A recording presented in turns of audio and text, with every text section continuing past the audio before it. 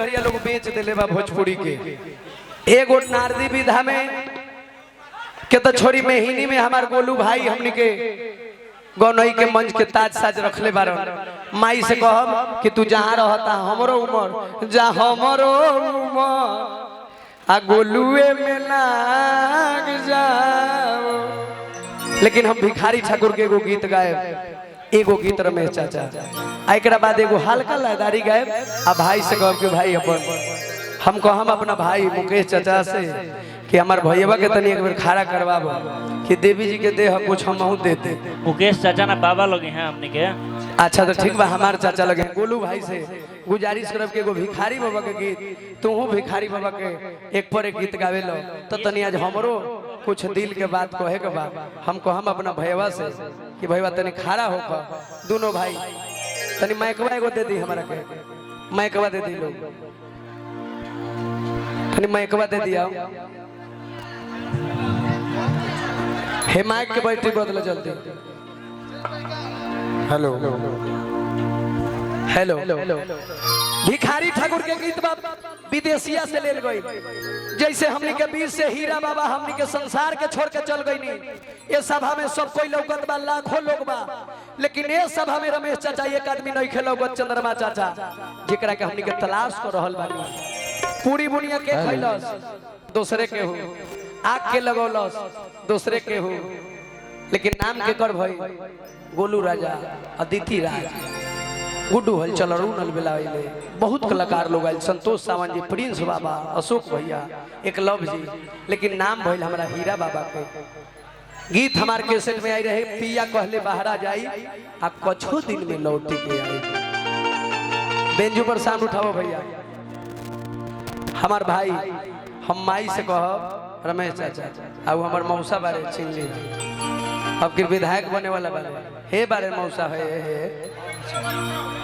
बेंजू में उठाई, बेंजू में डलिया लोग भाई कुछ कटिया लोग मत ना तो देवी जी के भगत है। अंतर ध्यान जब लगाए तब भी लगे भागे।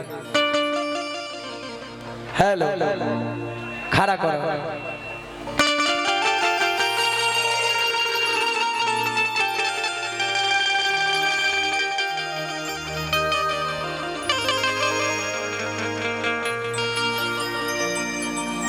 राम नाम गाले पगला ना तो तू भूला जइब।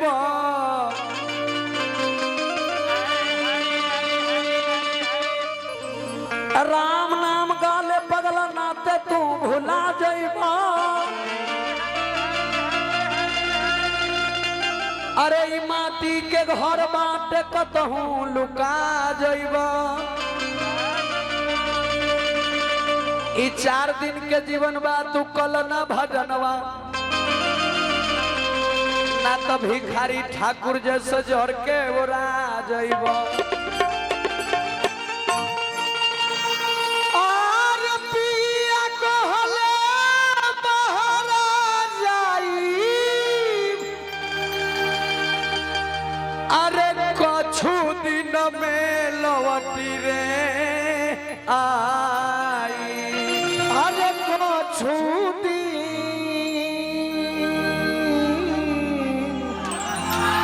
अरे ताली मारो लोग हो मलवटी रे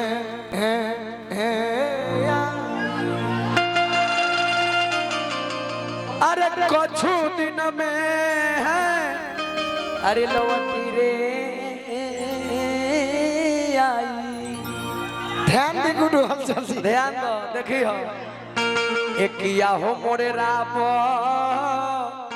आहो मोरे राम अरे सुकावाऊ गोते पिया छोरी भागले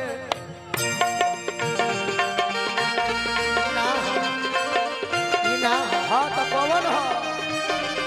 गोलू राजा।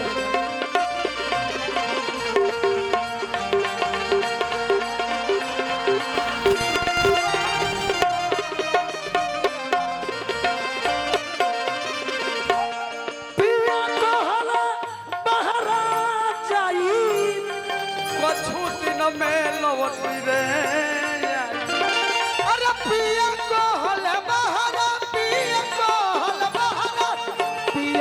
कहल बहरा ले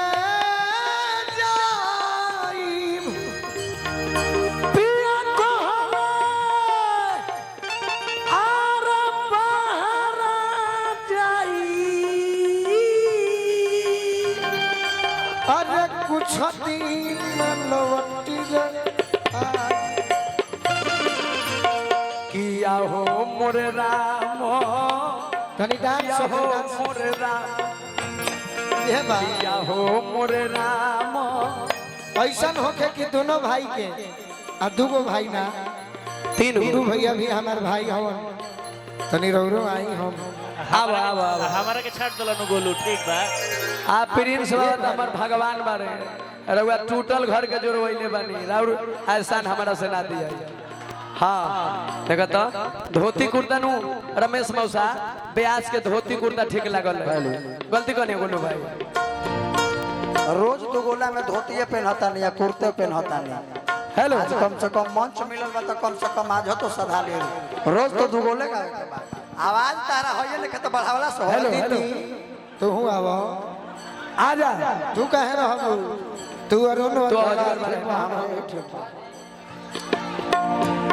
पिया कहल जाई कुछ दिन में लौट रे हे बाबा लौट यार मोर रामा सिटी ना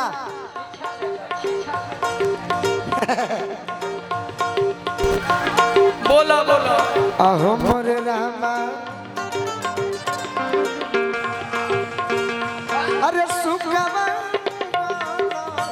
अरे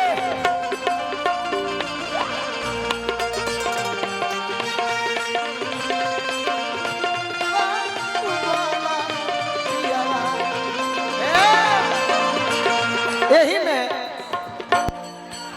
हम तो सोचनी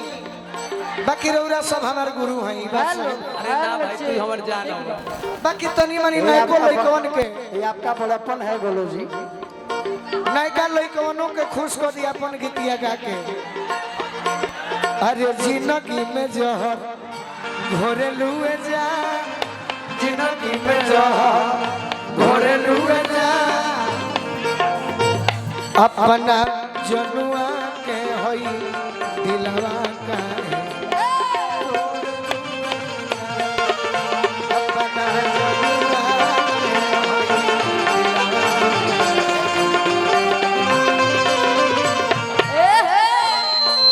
अरे दूसरा से नाता जोड़ लुए जा दूसरा से नाता जोड़ लुए जा कि अपना जनुआ के दिलवा काहे जोड़ लुए जा कि अपना जनुआ के होई दिलवा काहे सुकवा